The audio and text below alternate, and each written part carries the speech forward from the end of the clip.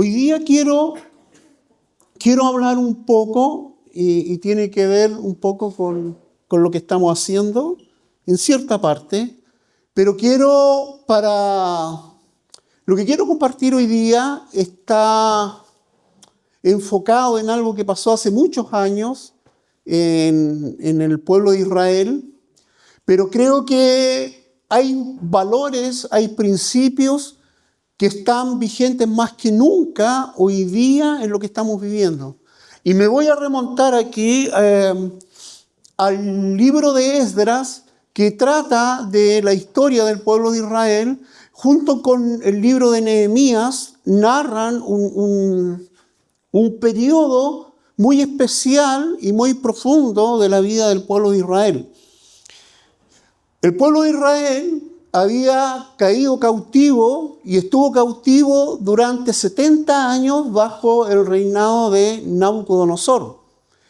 Y no solamente fueron llevados cautivos a Babilonia, sino que también la ciudad y el templo fueron destruidos. Este templo glorioso de la época de oro del pueblo de Israel, que fue construido, tú puedes ver, pero con lo mejor de lo mejor, madera, riquezas, oro, de todos lugares llegaron, y el templo era tan maravilloso y tan grande, pero fue destruido. El pueblo fue llevado cautiverio, muchos al exilio, y la ciudad y el templo quedaron en ruinas. Esto fue a consecuencia de algo que fueron muchos profetas llamando la atención del pueblo. Y el pueblo caía en la idolatría una y otra vez, venían reyes y pasaba lo mismo hasta que sucedió esto. Una generación completa, 70 años en el exilio. Hay un salmo, el Salmo 137, y para los que tienen más edad, este salmo lo hizo muy popular un grupo Bonnie M, ya que habla de los ríos de Babilonia y narra ahí un poco la historia. Bueno, este salmo fue escrito por gente que estaba en el cautiverio en Babilonia, y este salmo expresa algo así: ¿cómo nos piden cantar canciones si estamos aquí exiliados? ¿Cómo vamos a cantar a nuestro Dios si no estamos allá, estamos aquí? Y empieza algo así: dice, junto a los ríos de Babilonia nos acordábamos de Sión, nos acordábamos de Jerusalén, nos acordábamos de nuestras canciones en el templo. Y lamentablemente, cuando tuvieron la posibilidad de volver a la ciudad, muchas de estas personas que cantaron de esta manera se quedaron y prefirieron quedarse en Babilonia. En el año 539 a.C., Ciro, rey de Persia, tomó Babilonia y hizo un decreto en el cual le decía a todos los pueblos que había conquistado que ayudaran, incluso económicamente, para que las personas que habían estado cautivas volvieran a Jerusalén y volvieran a reconstruir la ciudad. Esto fue en el año 539 a.C. En el año 536 a.C., recuerden que antes de Cristo los años van retrocediendo, ¿verdad? 3 años después, en el año 536 a.C., empezó la construcción del templo. Volvieron a reedificar el templo. En el año 520 se detuvieron las obras porque había mucha presión de los pueblos de alrededor, ¿verdad?, de los enemigos. De hecho, les enviaban carta al rey diciendo: mira, ¿cómo permite que ellos vuelvan? Porque son una nación malvada y revisa y todo. No, el rey Ciro les dio autorización. En el año, como les digo, 520 se paralizaron las obras y después continuaron. En el año 516 aproximadamente, antes de Cristo, se tiraron los fundamentos del templo. En el año 458 antes de Cristo, entra en escena este personaje de quien voy a hablar hoy día, de Esdras. Y en el año 445 llega Nehemías, que reconstruye los muros de la ciudad. Se situaron más o menos en la historia.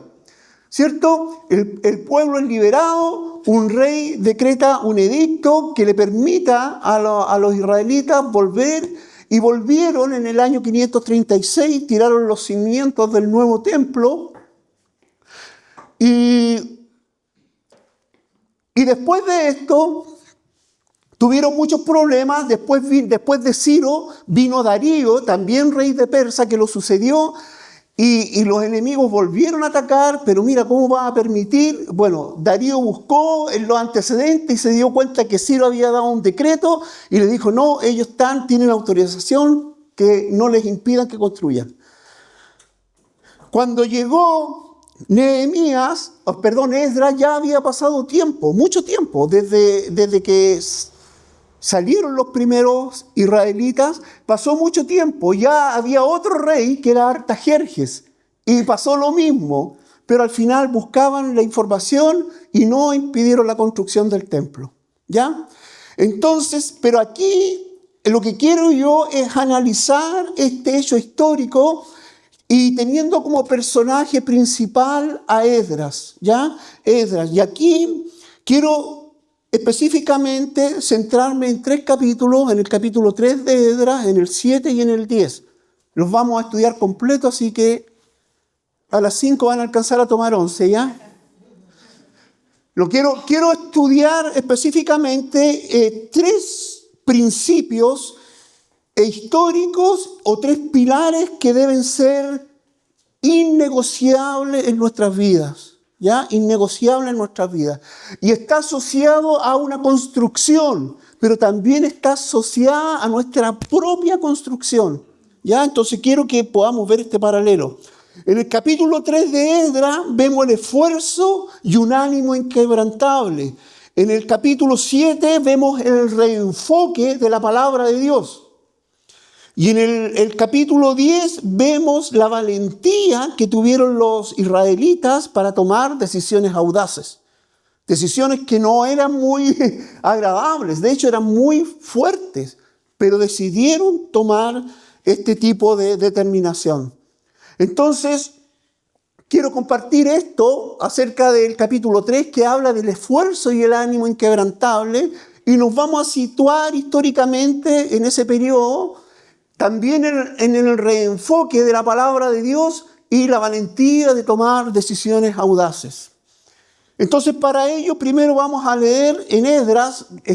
Les conté más o menos la historia para no leer todos los pasajes de cada capítulo, pero aquí en Esdras capítulo 3 hay algo importante que quiero que podamos resaltar. Dice ahí, colocaron en el altar sobre una base por temor a los pueblos que los rodeaban. Y todos los días, por la mañana y por la tarde, ofrecían holocaustos al Señor. Este pasaje, este capítulo, todavía no había llegado a Esdras. Esto está ocurriendo entre el año 536 hasta el 516, que fue cuando se pusieron los cimientos. El personaje que estamos viendo, Esdras, llegó en el año 458. Todo esto pasó antes, ¿ya? Entonces, aquí hay varios detalles importantes, que la reconstrucción del templo no era solamente una reconstrucción de algo físico, sino que era la reconstrucción de la vida espiritual del pueblo, de la nación, porque habían estado 70 años exiliados, cautivos. Y si ustedes se dan cuenta, 70 años es toda una generación.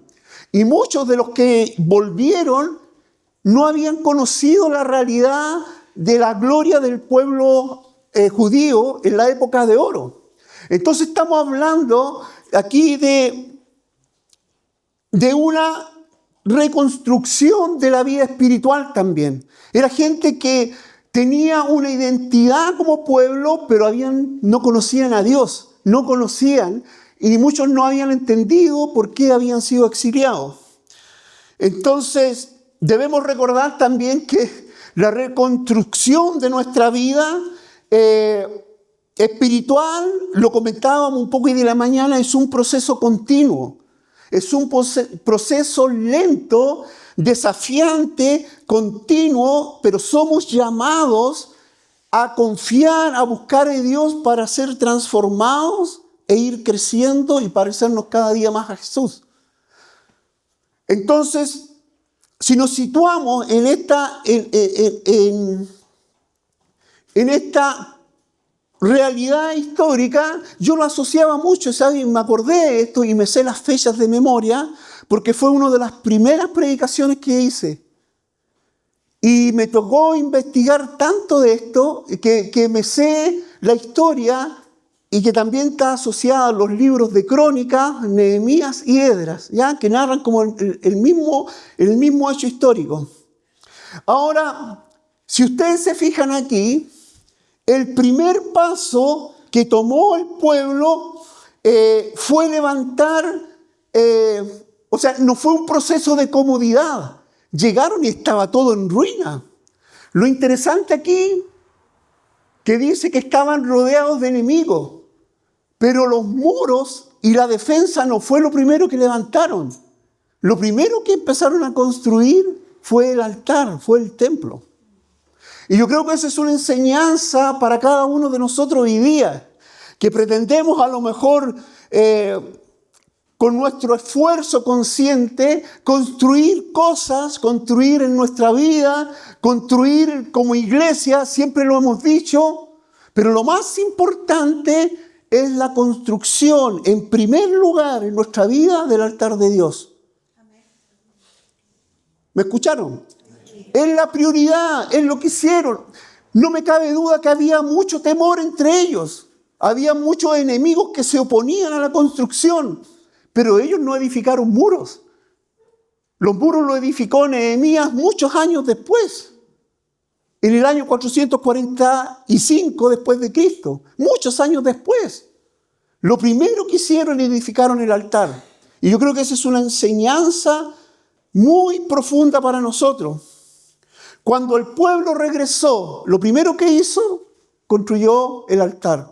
Y dice que empezaron a hacer sacrificios por la mañana y por la tarde al Señor, rodeados, temerosos, pero no construyeron una fortificación, sino que construyeron el altar. Cosa importante.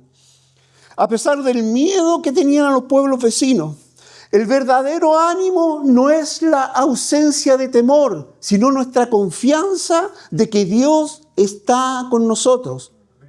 Repito, el verdadero ánimo no es la ausencia de miedo, sino que es la presencia de la fe que actúa en nosotros, creyendo que Dios está presente. Y yo creo que eso fue lo que los movió a ellos. Podrían haber creado fortificaciones, pero decidieron, a pesar de las dificultades, a pesar del temor, prefirieron edificar el altar. Otra cosa importante aquí, y que aparece en el mismo capítulo 3, pasaje 12 y 13, como les digo, aquí habían dos generaciones. 70 años en cautiverio, en el exilio. Muchos tenían concepto, muchos cantaron, como nos acordamos de Sión, pero cuando tuvieron la oportunidad de salir, estaban acomodados, muchos tenían familia y no quisieron volver. Se quedaron en Babilonia. Muchos de los sacerdotes, dice aquí, y levitas y jefes de familias ya ancianos que habían conocido el primer templo, es decir, ellos habían conocido el templo de Salomón y toda su gloria, lloraban a voz en cuello al ver cómo se echaban los cimientos del templo, mientras otros gritaban de alegría. Claro, los más ancianos habían visto la gloria del gran templo de Salomón y ahora estaban viendo la construcción de un templo pequeño, que no se comparaba a ellos. Pero los que no habían tenido esa experiencia tenían alegría por lo que se estaba haciendo. Había una mezcla de generaciones aquí y por supuesto, una mezcla de emociones. Y dice en el 13, era tan fuerte el rumor que se escuchaba desde lejos que la gente no podía distinguir el llanto de los gritos de alegría. Aquí hay algo que yo creo que es trascendental. También hay un traspaso de verdades de generación en generación. ¿Ya? Los más antiguos lloraban por la gloria del templo y los más nuevos quizás por la novedad de lo que se estaba haciendo. Entonces, cuando se echaron los cimientos del templo, dice ahí que muchos lloraban recordando la gloria del templo de Salomón y los otros gritaban de alegría. Yo creo que aquí podemos también sacar una enseñanza. Cualquier construcción o cualquier reconstrucción, y no estoy hablando solamente de la reconstrucción material, sino cualquier reconstrucción en tu vida va a llevar gritos de alegría y llanto de angustia. Llanto de angustia por lo que Dios te está diciendo que tienes que dejar, y gritos de alegría por lo que viene por delante. Si somos honestos, muchas veces nos vemos enfrentados a esta realidad. Nos pesan los recuerdos y añoramos cosas que quedaron en el pasado. Y a veces viene la presencia de Dios en nuestra vida y empezamos a soñar con las promesas de Dios en adelante. ¿Cuántos vivimos así, si somos honestos? Entre días de gritos de alegría y otros días de llanto, recordando a lo mejor los tiempos gloriosos del pasado. Si somos honestos, muchas veces vivimos así. ¿O no es así? Es que si no es así, cambio de sermón porque... Pero vivimos de esta manera. Nuestra vida es así. De gloria en gloria. De alegrías y de llanto. Nuestra vida es así. Nuestra vida es así. Ahora, si queremos vivir y tener una vida espiritual en tu familia, en tu ministerio reconstruido, tienes que estar dispuesto a poner las manos en la masa. Es lo que hicieron ellos. Tenían temor, pero le dieron prioridad a construir el altar. Los enemigos eran evidentes, pero dieron prioridad de construir el altar. El desánimo, sabemos que es el arma favorita que usa Satanás para sacarnos de los caminos del Señor. Y siempre usa esa arma. Siempre quiere detener la obra en ti y la obra como iglesia. Siempre va a estar ahí. El ánimo bíblico nace de entender y de saber lo que Dios nos ha prometido a cada uno y a todos como iglesia. Nuestro ánimo debiera estar fundado en eso. En lo que Dios ha declarado, en lo que Dios está haciendo. Y déjame decirte, Dios está haciendo milagros en medio nuestro. Dios está haciendo milagros. Un día en una reunión vamos a llamar para que den testimonio. Dios está haciendo milagros en medio nuestro. Y eso debiera fortalecer nuestro ánimo para seguir avanzando en los desafíos que Dios nos está poniendo. Entonces, el primer pilar fundamental fue el ánimo y el esfuerzo a pesar de las dificultades. Avanzaron en la construcción del templo a pesar del desánimo, a pesar de las dificultades, a pesar de la opresión que ponían los pueblos enemigos. La obra no se detuvo, siguió avanzando. Primer pilar. ¿Estamos de acuerdo con eso, no? Esto es fundamental para nuestra vida. El esfuerzo, el ánimo, el creer en lo que Dios ha declarado es un pilar fundamental. El esfuerzo es un pilar en la construcción del reino de Dios, en tu vida y en nosotros como iglesia. ¿Ya? Sin esfuerzo no vamos a lograr nada. Te puedes pelar las rodillas, yo siempre digo orando al Señor, esto el Señor no lo va a hacer. O Señor, bendice a la iglesia, pero sabes, el canal que Dios va a utilizar para bendecir la iglesia eres tú. Así que cuando ores, Señor, bendice a la iglesia, ten cuidado, porque Dios te va a tomar en serio y quiere hacerlo a través de ti. ¿Ya? Sigamos. Entonces, la primera cosa, el esfuerzo y el ánimo que tuvo el pueblo. Nos adentramos ahora aquí al capítulo 7, Esdras ya había llegado. Esdras llegó, como les decía, en el año 458 antes de Cristo. Es decir, el templo ya estaba reconstruido. Los muros de la ciudad no, porque eso lo hizo Nehemías muchos años después. Ahora, si uno analiza la vida de Esdras, el concepto aquí no se trata de construir rápido, sino que se trata de construir bien. Repito, no se trata de construir rápido mirando a nuestras vidas, sino de que se construya bien. Y el plano de construcción es la palabra de Dios. Este es el plano de construcción. Y aquí viene lo importante que hizo Esdras. Esdras era un escriba erudito. Era un hombre sabio. No era un constructor de piedra, era un constructor de corazones. Y cuando nosotros empezamos a ver que el éxito de la reconstrucción externa dependía de la reconstrucción interna que podían experimentar el pueblo, las personas. Todo eso dependía de eso. Y yo lo miraba aquí, ¿saben? El éxito de lo que podemos hacer nosotros físicamente va a depender de cómo estamos dejando que Dios construya nuestras vidas primero. Eso es más importante que lo que está ahí. Eso es necesario, pero lo más importante es cómo estamos dejando construir a Dios en nuestra vida. ¿Ya? Y aquí, miren, aquí podemos sacar una enseñanza tan importante de este hombre que era erudito. Ya era un escriba, era un hombre de Dios. Dice, Esdras y su gente salieron de Babilonia el primer día del primer mes y llegaron a Jerusalén el primer día del quinto mes, guiados por la bondadosa mano de Dios. Aquí también los reyes le dieron carta abierta y es más, les dijo a los pueblos, ayúdenlos económicamente, denles animales, riquezas y todo.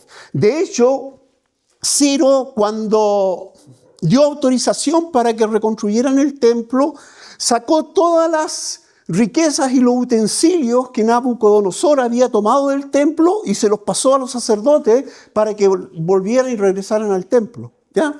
Entonces aquí este hombre era un hombre, dice que salieron de Babilonia el primer día del primer mes, el año 458 a.C., guiados por la bondadosa mano de Dios. Y es que Esdras, miren qué importante esto, y es que Esdras había entregado de corazón al estudio de la ley del Señor. O sea, no era, perdonen la expresión, un compadre cabezón en la palabra, sino que había dispuesto en su corazón, dice ahí, al estudio de la ley del Señor. Una cosa, la otra a cumplirla y la otra a enseñarla. Notan el proceso. Poner mi corazón, cumplirla y enseñarla. 3 principios fundamentales. Cuando habla ahí de estudiar, que otra versión dice en inquirir, ¿ya? Y esta palabra inquirir es como preguntar, buscar, encontrar respuestas. No podemos vivir de las experiencias del pasado ni de la fe de otros.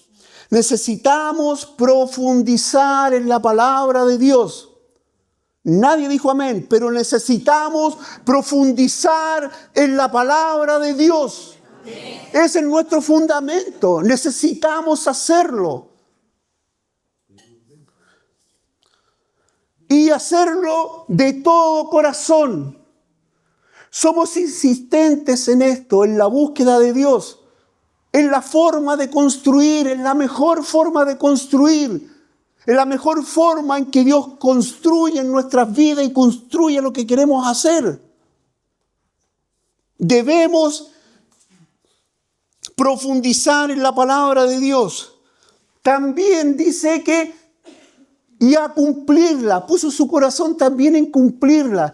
Y cumplirla tiene tiene que ver con el vivir, con el hacer la práctica. El conocimiento sin obediencia, el conocimiento sin ejecutar cosas, produce orgullo y no santidad. Repito, el conocimiento sin aplicación produce orgullo. Cabezones en la palabra, pero sin actuar. Fariseos, esa es la definición de fariseo. Mucho conocimiento, pero poca práctica. Poca práctica. Pero Esdras se propuso en su corazón estudiar la ley y cumplirla. Lo que aprendo, lo pongo en práctica. Y no tan solo eso. Dice que a enseñar, a compartir, la palabra de Dios debe impactar nuestro entorno. Si tú te metes a estudiar, a escudriñar la palabra y a cumplirla, eso va a generar algo en tu entorno. Y somos llamados a eso. Somos llamados a eso. Si aplicamos esto hoy día, yo te podría hacer una pregunta. ¿En qué estás basando las decisiones de tu vida hoy día? ¿En base a qué estás tomando las decisiones más importantes de tu vida hoy día? ¿En base a lo que el mundo dice? ¿O la Biblia ha pasado a ser un amuleto dominical solamente aquí o en tu celular? ¿O el único momento que te ves enfrentado a la palabra es cuando yo comparto aquí? ¿O cuando ves un reel? ¿Cuál es tu conexión con la palabra de Dios? Porque si tú ves esto, es algo fundamental para construir y para que Dios construya en tu vida. No hay otra manera, no hay otra cosa. ¿La Biblia ha pasado a ser un adorno dominical o el lugar del plano que Dios ha diseñado para ti? Es una pregunta importante. Si no estamos construyendo en estos fundamentos, lo que construyamos en cualquier tormenta se viene abajo. Y estos principios son prácticos. Estudiar, cumplir y enseñar, como Deuteronomio 28. Si te dispusieres en tu corazón a escuchar la palabra de Dios, a ponerla por obra, todas estas bendiciones te seguirán y te alcanzarán. Las bendiciones son una consecuencia de un estilo de vida. Ojo. Pero nosotros oramos por las bendiciones, que son una consecuencia de disponer nuestro corazón a escuchar, a obedecer y poner por obra lo que hacía Esdras, lo que hizo Esdras. Es hora de volver a la lectura, al estudio y a la obediencia radical de la palabra de Dios. Saben, a mí me gusta mucho leer. Pero lo que no dejo de leer nunca es la Biblia. ¿O no? Tengo en mi velador 2 Biblias, porque me gusta, cuando tengo alguna inquietud, veo en otra versión. Leo, me gusta leer, pero la Biblia la leo siempre. Creo que es un buen hábito y me ha ayudado mucho. Entonces vemos aquí 2 principios fundamentales. El primero, el ánimo, el esfuerzo, a pesar de las dificultades. Y el segundo es fundamentarnos de la palabra de Dios. Disponer en nuestro corazón a estudiar la palabra, a cumplirla y a enseñarla, a transmitirla. ¿Estamos de acuerdo? 2 pilares. Vamos al último. Y yo creo que aquí entramos en un área crítica y desafiante. Lo que hizo Esdras en el capítulo 10 fue confrontar a este pueblo que mucho no conocía de la palabra.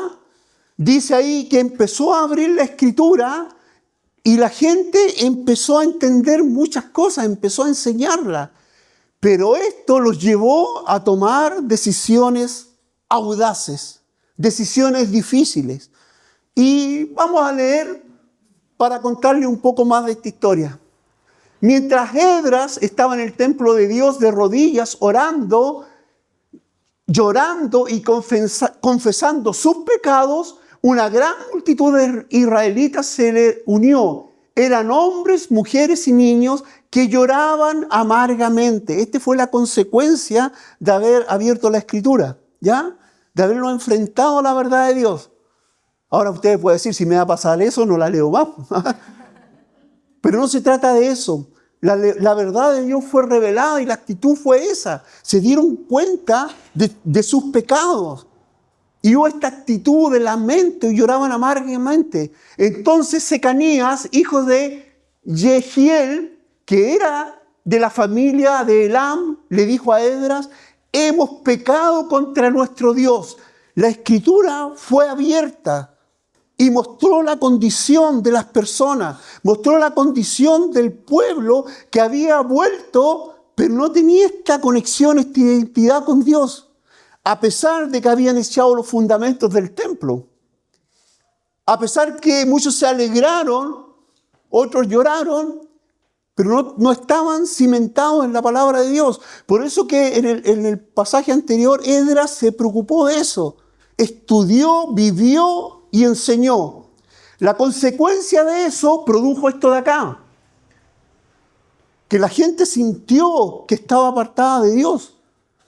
Dice, entonces se levantó este personaje y les dijo: hemos pecado contra nuestro Dios. Hemos tomado por esposa a mujeres extranjeras. Ojo, aquí no se trata de un tema de racismo, por si acaso. Se trata de un tema en dónde está enfocada mi adoración. Esa es la profundidad de esto, ¿ya?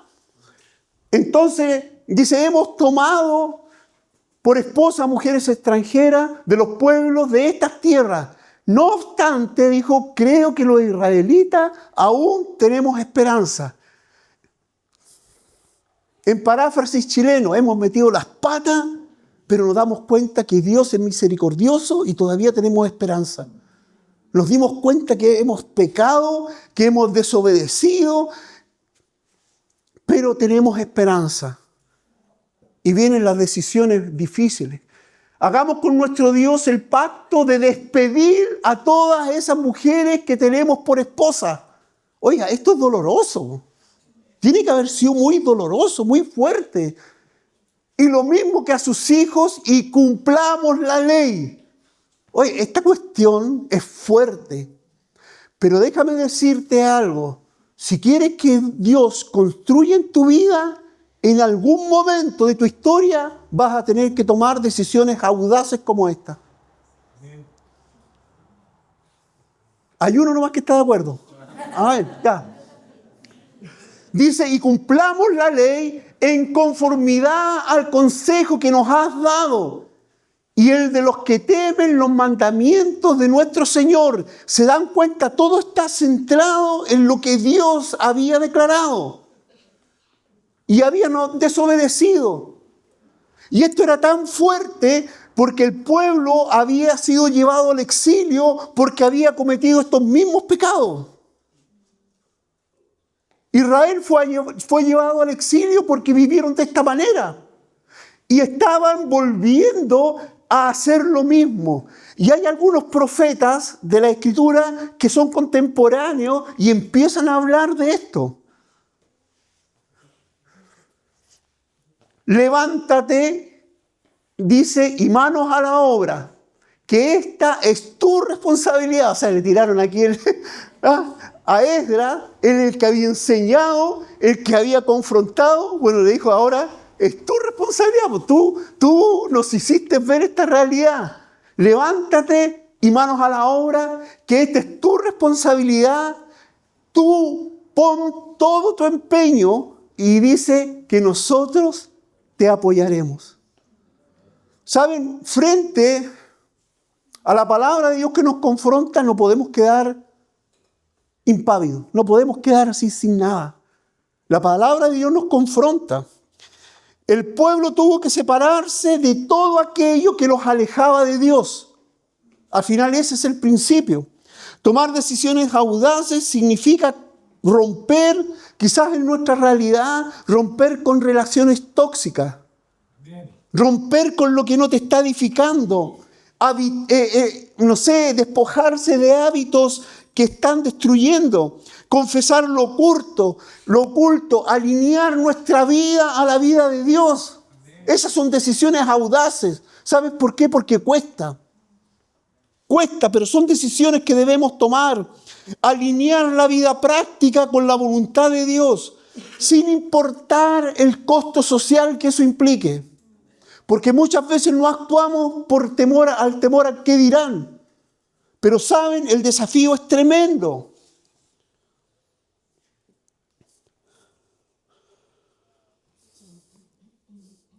Yo creo que aquí hay un tema hoy día con tanta información, no conocimiento. Hoy día yo creo que el gran problema es que muchas veces, incluso los cristianos, hacemos alianzas prohibidas. ¿Me escuchaste? Bien. Muchas veces, movidos por el afán del día, por el afán diario, influidos por tanta cosa, empezamos a hacer alianzas prohibidas, alianzas tóxicas. La gracia de Dios es un regalo. ¿Estamos de acuerdo? La gracia de Dios es un regalo, inmerecido, pero es un regalo de Dios. Pero la santidad y permanecer en santidad tiene un costo. Y un costo de tomar decisiones audaces. A eso quiero llegar. Un costo de tomar decisiones audaces. Las decisiones tibias producen cristianos mediocres. Las decisiones tibias producen cristianos mediocres. Dios busca personas que sean audaces y que digan, no importa el precio, mi vida le pertenece al Señor y voy a santificarme para Él.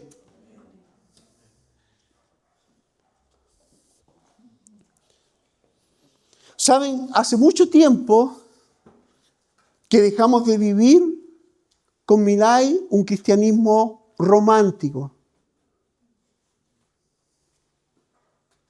Hemos conocido a este Jesús real, histórico. No a este Jesucristo cultural, ¿cierto? Que te muestran con cara pálida, afeminado, endémico, muerto en una cruz. Ese no es el Cristo que nosotros conocemos. Es un rey todopoderoso que sí sufrió, pero resucitó y nos dio vida eterna en Él. ¿Qué Cristo estamos viviendo? ¿Qué Cristo estamos predicando? Eso es importante. La obra en Jerusalén terminó porque hubo un pueblo que se esforzó. Hubieron líderes que tomaron la palabra de Dios como un plano de vida. Y porque hubo un pueblo que reconoció a Dios y tomó decisiones audaces. 3 principios. Ánimo y esfuerzo, profundidad en la palabra de Dios. Y eso te va a llevar a tomar decisiones audaces. Cuando tú entras en profundidad en la palabra de Dios, te haces sensible a lo que Dios le molesta, a lo que Dios le duele, y por amor tomas decisiones audaces. Corto relaciones tóxicas. ¿O no? A eso nos está llamando el Señor en este tiempo. El Espíritu Santo nos dice, levántate y edifica. Tu vida primero. Después vemos lo que va a pasar allá. Lo importante es lo que Dios está edificando en nuestras vidas. Como en el Salmo 137, te quiero decir algo. Deja el lamento del exilio en tu vida. Deja el lamento de las cosas buenas que tuviste que dejar. Porque al final en el exilio eso lloraba la gente. ¿Cómo vamos a cantar si no estamos allá? ¿Cómo podemos cantar canciones a Dios si estamos aquí? Pero cuando se abrieron las puertas para que salieran, muchos no quisieron salir. Decisiones audaces. A pesar de los enemigos, a pesar de las crisis internas y de los momentos de desánimo, el templo se terminó. ¿Por qué? Porque cuando el pueblo pone esfuerzo, se alinea con la palabra, toma decisiones audaces, Dios desata su respaldo soberano. Dios respalda su respaldo soberano. El final del libro, hasta aquí es trágico, pero el final del libro es un final de alegría. Léalo y terminan incluso tomando la cena, celebrando la Pascua. Yo creo que mientras anotaba muchas cosas, aquí yo decía, Señor, ¿qué decisiones audaces tengo que tomar hoy día, yo, en mi vida? Mirándome a mí, Jorge, ¿qué decisiones importantes tienes que tomar hoy día?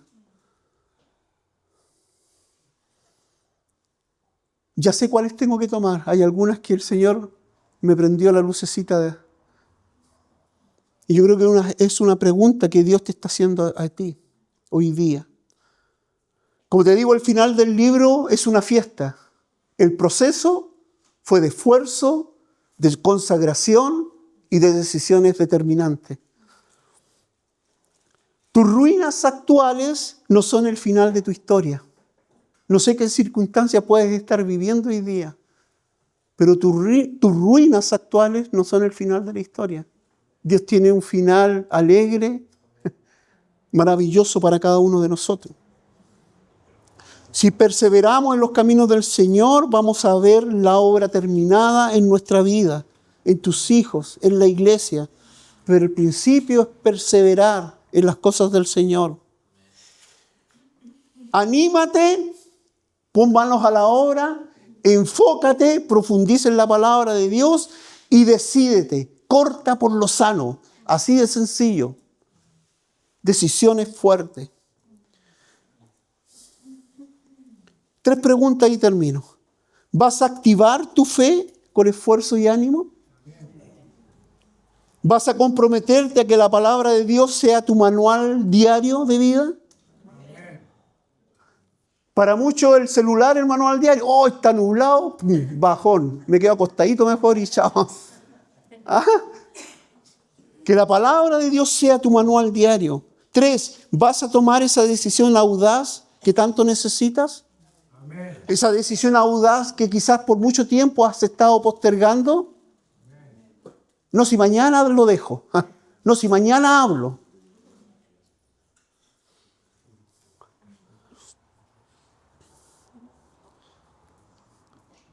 ¿Qué vas a empezar a construir hoy día en tu vida?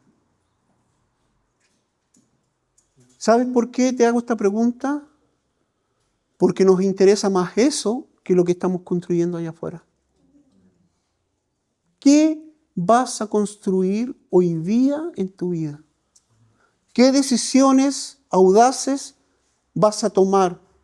¿Qué te ha estado hablando Dios hoy día a través de esta palabra? ¿Qué vas a hacer? Oramos al Señor.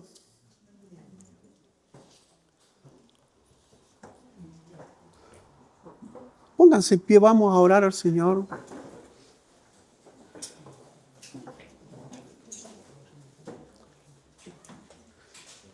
Quizás hoy día estás viendo tu vida en ruinas o tu vida sin propósito.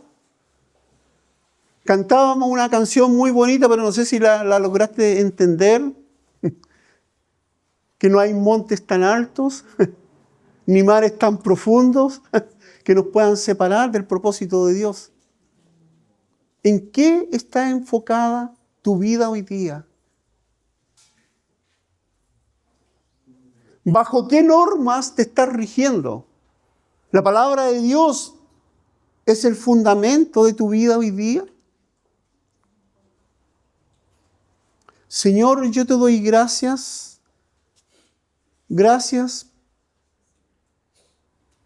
por lo que tú estás haciendo en cada uno de nuestros corazones, Señor.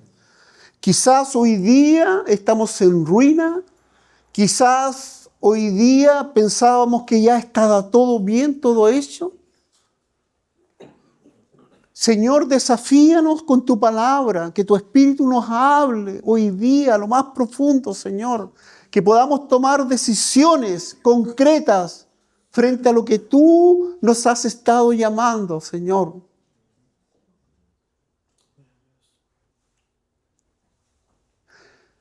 Quizás hoy día ves tu vida en ruinas, sin sentido, sin propósito.